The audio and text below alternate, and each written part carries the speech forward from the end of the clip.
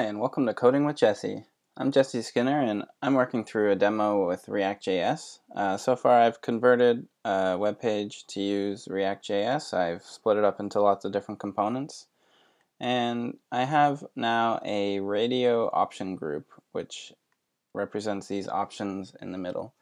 And it also includes this other option, where you can specify a custom option.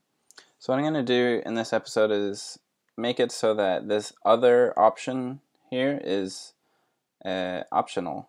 So I'm going to add a property to turn this on or off.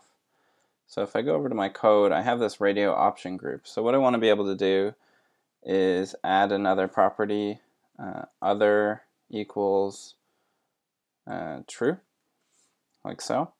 And that'll turn on the other option. So if this is set to false, or if I leave off this other option, then it's not going to render the other.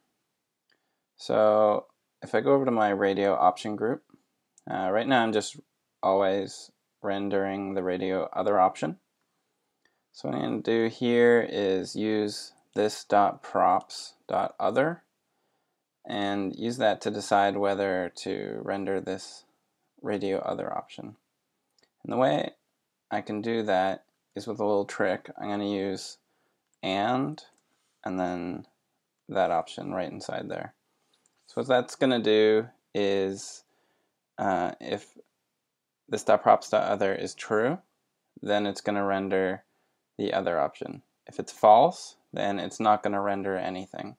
And that's a little trick that React built in that you can use. The other option, the other way to do this would be to use a ternary expression where I do something like question mark means render it if yes, otherwise render an empty div. But in cases you don't want to write this out that way, you can use that shortcut with the double and sign. So if I save that and refresh, it should be the same because I'm passing true in. Now if I pass in false, it should not be there. Good. And if I leave it off completely, it should also not be there. So now if I set it to true, it's back. I could also set it to 1 or anything that evaluates as true. So yes is fine.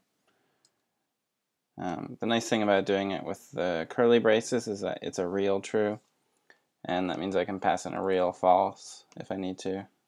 It's a little more predictable. By real, I mean it's actually a JavaScript value. Okay, so in the next episode, I'm going to add some functionality to the other option. I want it so so that this please specify with the text box, it only appears when the option is actually selected. So stay tuned, and thanks for watching.